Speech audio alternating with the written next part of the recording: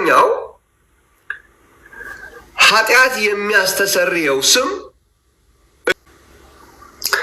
ኃጢአት የሚያስተሰርየው ስም ኢየሱስ ነው ካልክ በኋላ የአብ የወልድ የመንፈስ ቅዱስ ስም ኢየሱስ አይደለም ብለህ መከራከር አትችልም። ወገኖቼ እንግዲህ ሰምታችኋል። ፓስተር በረከት ኢየሱስ የሚለው ስም የአብ ስም ነው የወልድ ስም ነው ብሎናል። መጽሐፍ ቅዱስ ምን ይላል?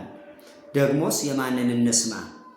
ዮሐንስ ወንጌል ምዕራፍ 3 ቁጥር 18 በእርሱ በሚያምን አይፈረድበትም፣ በማያምን ግን በአንዱ በእግዚአብሔር ልጅ ስም ስላላመነ አሁን ተፈርዶበታል ይላል። በእግዚአብሔር ልጅ ስም የማያምን አሁን ራሱ ፍርድ ውስጥ እንደሆነ ቃሉ ይነግረናል። ስለዚህ በረከት የሚለውን እንስማ ወይስ መጽሐፍ ቅዱስ የሚለው? መልሱ ለእናንተ። ሁለተኛ በማስረጃ መናገር ስላለብኝ ማቴዎስ ምዕራፍ 1 ቁጥር 21 ላይ እንደዚህ ይላል፣ ልጅም ትወልዳለች፣ እርሱም ሕዝቡን ከኃጢአታቸው ያድናቸዋልና ስሙን ኢየሱስ ትለዋለህ። ለማን ነው ትለዋለህ የተባለው? ለዮሴፍ ነው። እግዚአብሔር ይመስገን። ዮሴፍ ደግሞ መልአኩ ገብርኤል በሕልም ነው የተናገረው። ስሙን ኢየሱስ ትለዋለህ። ኢየሱስ የልጁ ስም ነው። ኢየሱስ የወልድ ስም ነው፣ የአብ ስም አይደለም። ሶስተኛ ሐዋርያ ዮሐንስ በመልእክቱ ላይ እንደጻፈልን አንደኛ ዮሐንስ ምዕራፍ 5 ቁጥር 13 የዘላለም ሕይወት እንዳላችሁ ታውቁ ዘንድ በእግዚአብሔር ልጅ ስም ለምታምኑ ይህን ጽፌላችኋለሁ አለ። ይህንን ሐዋርያው ዮሐንስ የጻፈው በእግዚአብሔር ልጅ ስም ለሚያምኑ ነው እንጂ በረከት እንደሚለው የአብ ስም የወልድ ስም ኢየሱስ ብለው ለሚያምኑ አይደለም ይሄ የተጻፈው።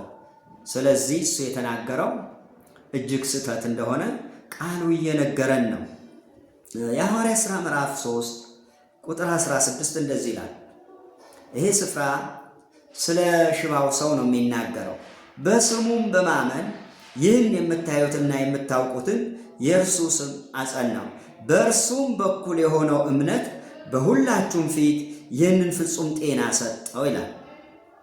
ይህ ሰው በአብ ስም የሆነው በወልድ ስም የሆነው በኢየሱስ በማመን አላለ። በእርሱ ስም በማመን ፍጹም ጤና እንዳገኘ ይናገራል። መጽሐፍ ቅዱስ እንደሚለን እንመን እንጂ ባቻ፣ በጋብቻ፣ በአገር ልጅነት፣ በቋንቋ የወንዜ የአገሬ እያልን የእግዚአብሔርን እውነት ባናንሻፍፍ ጥሩ ነው። የቃሌ ድምፅ የምሰሙ ሁላችሁም አደራ እምላችሁ የእግዚአብሔር ቃል እንደ እግዚአብሔር ቃል እንመን እንጂ አንድም ቦታ ላይ የአብ ስም ኢየሱስ ነው፣ የወልድ ስም ኢየሱስ ነው፣ የመንፈስ ቅዱስ ስም ኢየሱስ ነው አይልም። እንዲህ አይነት መልእክቶች ብዙውን ጊዜ የሚሰሙት ከፓስተር በረከት ነው። ተባረኩ። ቄስ ኃይሉ ዘሪሁን ነኝ።